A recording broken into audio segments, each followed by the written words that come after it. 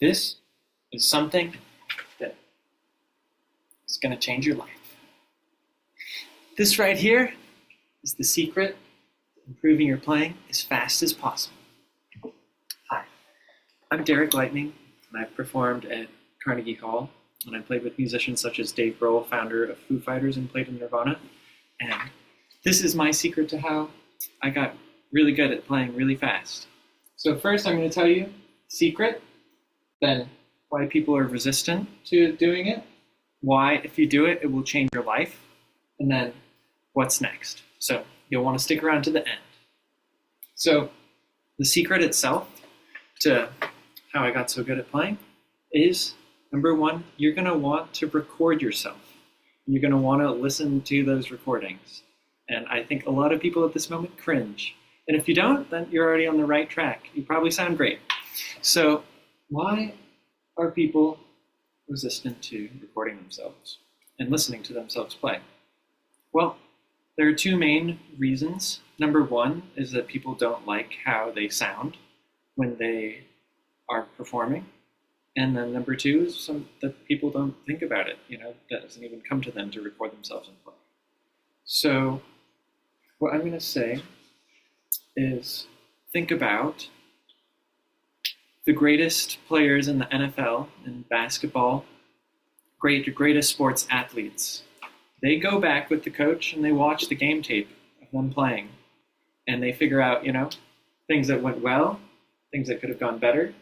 And they just got to see an objective outside of how they got good. This is how public speakers get good at public speaking. Actors, they record themselves, film audition tapes. They're like, is this good enough to submit? Maybe I could do this different, do that different. So no matter what your skill is, you're going to want to record yourself. And you're going to want to watch those recordings in order to get better. So why will it change your life? Well, number one is you're going to see a lot of things that you could not even think about.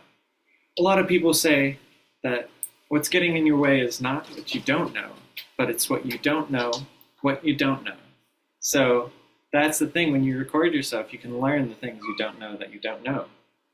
And a personal example of this is I had dreamed for a very long time of getting good at the piano, and I was struggling, and I remember that I started recording myself play the piano, and I noticed, in my head, seemed like I was playing great. I had a great feel, a great time, but it turned out that when I listened back to the recording, that my time was not very good, and that I learned that I needed to practice with a metronome in order to improve my time.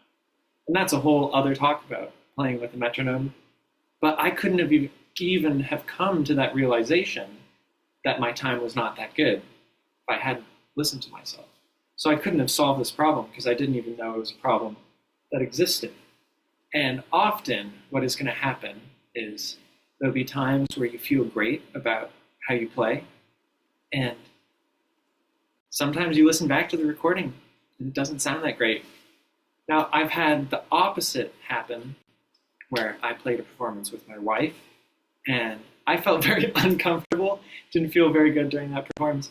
Then I listened back to the recording and it sounded amazing. So we always, when we play, we have all these emotions, all this stuff going on, the senses. And when you record yourself, then all of a sudden it's more of an objective lens that you can see yourself. So just think about, do you want to grow as fast as possible and spend less time doing it and notice things that you may not have noticed? Or do you want to spend more time and grow slowly and it'll be more painful, more hours, and your growth will stagnate? Which one would you rather do? I guess you'd probably want to progress faster, right? So that means you got to get over your own fear of listening to yourself. Your biggest fear is, okay, I play and it's not going to sound good. Well, what if it doesn't sound good? Well, if you record yourself, you'll realize, hey, this doesn't sound good, and I can fix that because of this, this, and this. But if you don't record yourself, you won't even realize if you sound good or not. So you'll just stay in the same place. You want to grow fast, or you want to struggle? It's up to you. So if you don't want to struggle, here's how you do it. There's lots of easy ways to record yourself. Number one, you can film yourself on your phone's camera. Super easy. Anyone can do that. Another way, it's pretty easy as well, you can go into, on iPhone, it's called Voice Memo app, or any phone has like a recording app of some sort. You can go, what I did to film this video, I just recorded myself on Zoom.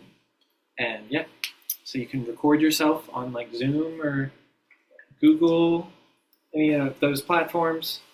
And what I would highly recommend too is put your stuff out there. You put a video on the internet, on YouTube or Instagram or something, and then you can get feedback from other people about your playing if you're courageous enough to put yourself out there in that position. And that's how you're going to grow as fast as possible, by putting yourself out there. So the best way then you can record yourself too is if you use a professional microphone and then usually some type of recording software, it's called a DAW, a digital audio workspace. So the next steps, and this is going to just be like a totally different video, would be how to get a high quality recording when recording yourself playing music.